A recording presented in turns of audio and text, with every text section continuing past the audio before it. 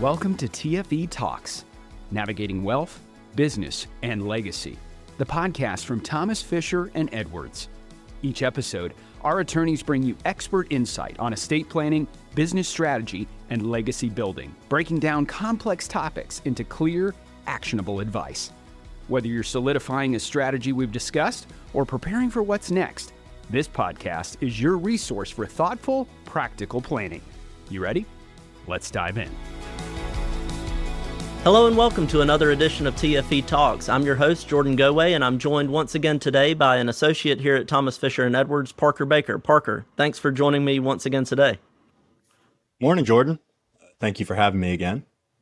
So, Parker, last time we had you on the podcast, we discussed a topic that we talk about with many of our business clients, and that is the corporate cleanup process, which ideally takes place before a client is even interested in selling their business, or certainly before they are in the business sale process. Today, we are going to talk about something that actually kicks off the business sale process, and that is letters of intent. So at the start, let's just take kind of a high-level overview, and what is a letter of intent, and where does it come into play in the business sale life cycle? Yeah. So the letter of intent is sort of the first big stage in the business sale process. What it is, essentially very high level, is an agreement between the parties to say, hey, we are both committed to negotiating this deal, and these are the major points that we have agreed on. So if you think of a business sale as a marriage, the letter of intent is the engagement, whereas the purchase agreement, signing that, might be the wedding. So the parties aren't bound to go through with the entire transaction, but they have said, hey, we have this moral obligation that we are going to get together and we are going to negotiate all of the important terms. And so, Parker, you noted there that it's kind of like an engagement and it's something that's not binding. So if it's not binding, then why is it something that we as attorneys even care about? Why isn't it just something that, hey, go handle that on your own and we'll be here for when you're ready to actually go through with this marriage? Yeah, and there's two reasons. Is one, there are actually some provisions that will be binding, and we can talk a little bit more about those later. But the second is that even though it's just a moral obligation, this is sort of a custom in the trade, and sophisticated buyers especially are not going to want to be in the position where they're going out and they're negotiating these letters of intent and then they're completely turning around and doing something else when they're signing the purchase agreement. That's not something that would give them a good reputation in the marketplace. And what it does is it sets the terms for the deal and it lets you say, hey, we agreed on this or that thing at the letter of intent stage, and gives you more negotiating leverage down the line. Because if you leave things too open, too vague, and then the negotiation happens after the letter of intent stage, there is an ability for the buyer to sort of chip away at you once you've spent a lot of time and money on the transaction. Yeah, that's a really good way of putting it. I often tell my clients that it sets the basis for all the future negotiations, and it sometimes is hard to negotiate your way out of at least a range of outcomes that's pretty close to what's in that letter of intent. Now, so in general, a letter of intent is non-binding, but typically we do have a few provisions in there that are going to be binding, and those typically relate to confidentiality and also exclusivity. Can you talk some about those provisions and how they are binding provisions? Sure, and I'll talk first about confidentiality. So sometimes that's included in the letter of intent, sometimes that's a standalone agreement.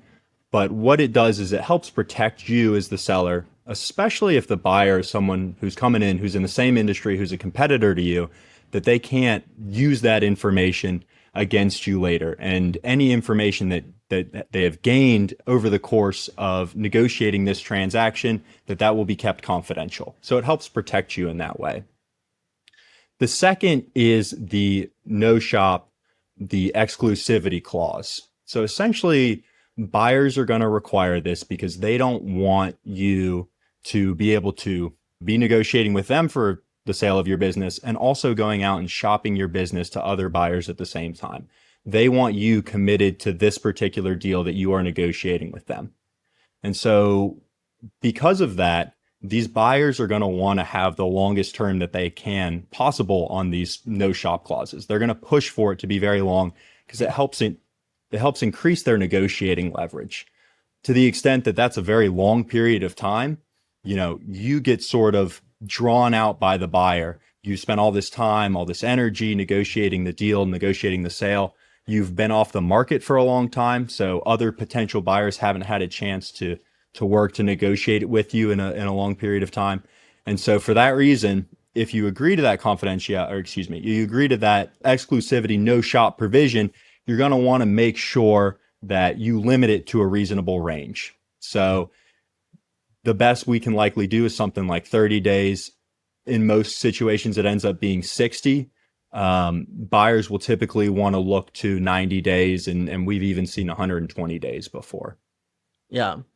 And so you're already touching on it some there with what buyers are looking for and what sellers are looking for with these and the protections that both are trying to get in a letter of intent. But what would you say is just kind of a big picture? How do buyers versus sellers look at letters of intent differently? Yeah, and so that's a very good question there, because they do come at it with two different angles completely, right? Like I said, the one thing that buyers look at is how long can we keep the seller committed to negotiating this deal? The longer they can string you along, the more likely it is that you will fall victim sort of to this sunk cost fallacy, and you'll say, I spent all this time, all this energy negotiating the deal, all this money paying advisors maybe, and I need to go through with it. The second thing is they want to keep it as vague as possible early on, because they want you to have to negotiate those terms later, because you as the seller never have more negotiating leverage than you do at the letter of intent stage. Once you've passed that stage, you've already signed this no shop clause. You can't go sell it to anybody else. This buyer that you're negotiating with is your only option for selling the business. And that's why when we advise clients on these letters of intent, we say, negotiate the hard stuff now. Let's make sure that we get everything that is going to be contentious, that we come to an agreement to the extent that we can at that letter of intent stage. Yeah, I agree completely with your point that in general, buyers want it as vague as possible. Sometimes they don't even want to put a clear purchase price in it. They just want some sort of multiple or something. They want to kick the can down the road. Let's negotiate it all later. They want to, really take a good look at your business, go through due diligence before they really agree to much of anything. Whereas when we're advising sellers, we really want to get down into the nitty gritty and negotiate as much as we can up front. And you made a good point there that frankly, we're expensive. Most attorneys are expensive. If a seller gets to the point where they've already spent months on a deal, they've signed a letter of intent, they've gone through due diligence, they've negotiated a lot of terms, and then they get to a point where they're hung up on one or two terms, they're more likely to give in on those terms just to close the deal because they feel that urge to close or that almost obligation to close just because they've already sunk so much into legal fees and into the time costs associated with the transaction. So your point's well taken that sellers should be trying to actually negotiate some of the key terms of the deal in the letter of intent, even though it's non-binding. And so what are some of those key terms that you try to focus on in your practice? Yeah. So I would say first is the big one, which is price, right? You are going to want to not only have an idea of what the price is, but how it's going to be paid. Are you going to get cash at closing? Are there going to be holdbacks/escrows? Is there going to be an earnout? How are you going to treat working capital? What assets are actually being bought? Maybe more structure on that. But with the purchase price, you're going to want to nail down the actual value. Like you said, sometimes they want to use some multiple. Sometimes they want to give you a range from X to Y. Well, if they give you a range, you're getting the lower numbers, almost certainly what's going to happen on down the line there. So you're going to want to sort of have that buttoned in as to what the purchase price actually is, how they're going to be paying it. And then the next would be structure, which I kind of alluded to. What actually are they buying, right? Are they buying the stock of your company, for instance? Are they buying the assets? These can all be very important for you, especially if you do an after-tax analysis of what you're taking home in terms of, what are the tax impacts of the transaction on you, particularly in selling? Some other important things that you may want to at least have some level of agreement on is, are you going to continue to work in the business? How long are they going to require you to work in the business, if you're a key part of the business? Things like that are very important to include in there. Some other things that we will traditionally push for is some of the more contested representations and warranties. We would sort of fight for some of those. And then the other one would be with the indemnities, right? So if something goes wrong later, how much are you going to have to pay the buyer back? And that's traditionally something that's negotiated much more extensively in the purchase agreement. But to the extent that we can get leverage on that piece, sort of get a foothold on a better deal term now, we like to negotiate that to the extent that we can. Yeah, I agree completely on that. And so, what are some of the common pitfalls or risks that you see when someone signs an LOI or tries to negotiate on their LOI before getting an attorney involved, especially on the seller side? Yeah. So what we see is that you are essentially locked into maybe a suboptimal deal, right? What you agree to isn't probably as good of what you could have gotten. Maybe you're not getting all cash at closing. Maybe there's going to be a bigger escrow than there should be.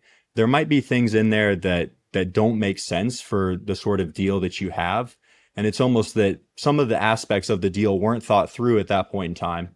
And like we said earlier, it's difficult to overstate the extent to which you get in the deal, you spend the money, you spend the time, you emotionally, maybe psychologically get married to the idea that you're selling this business to this particular buyer, that you end up with a suboptimal deal because you didn't take the time to negotiate what the parameters could be at the beginning and just sort of fell into what the buyer thought the deal or was able to negotiate the deal into being later.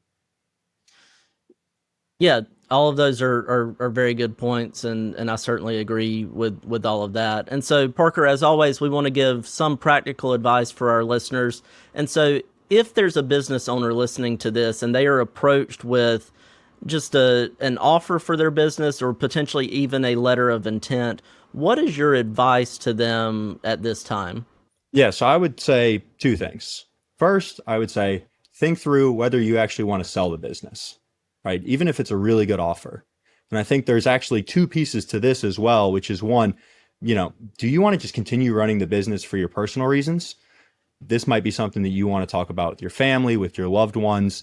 Do you want to sell it to someone else? Do you want to transition it to your family members? Those can be important considerations. And the second, as far as do I actually want to sell, is does it make sense financially? How much are they tentatively offering me for the business? How much am I making on the business each year? How long would it take me if I just continued running the business to make the purchase price, right? How much money do I need to be offered for this deal to make sense to me? And so if both of those things match up, right, and you think from a personal perspective, you're ready to sell the business, and from a financial perspective, the next thing is to say, hey, I think that I should not spend the money on advisors, but invest the money in getting some advisors to help me, because that can really help me on down the line, whether that is getting together with your attorney and making sure that letter of intent is negotiated to the extent that it needs to be, getting together with your accountant to get an idea of what that after-tax analysis might be, how much money you're really getting. I think that is absolutely crucial to making sure that you get the best deal possible. No, those are very good points, Parker, and I like the way you frame that as it's really an investment at that stage. Sure, attorneys and accountants, we are costs to the clients. It's ultimately a cost that they're having to pay. And when you get later in the process and we're just preparing documents and getting everything ready for signing, sure, you can look at that as a pure cost that you have to go through in order to close the transaction. But in those early stages, especially when you're just getting advice on how to structure things and whether or not to go forward, whether it's the attorney or the accountant, I really do think that that's just an investment that you're making at that point in time on what is the best decision for me, the best decision for my family, the best decision for my business. So I really like the way that you framed that. Parker, thanks for joining us again today and talking with us about letters of intent. And we look forward to having you on the podcast in the future to talk about other topics in business advising and in estate planning. Great. Yeah. Thank you for having me, Jordan. Thanks for listening to TFE Talks. For more information, please visit our website at www.tfelawfirm.com. You can also follow us on LinkedIn, Facebook, and Instagram by clicking the links below in the show notes. If you have any questions about topics discussed in the episode, or you have recommendations for future topics, please email us at info@tfelawfirm.com. See you next time.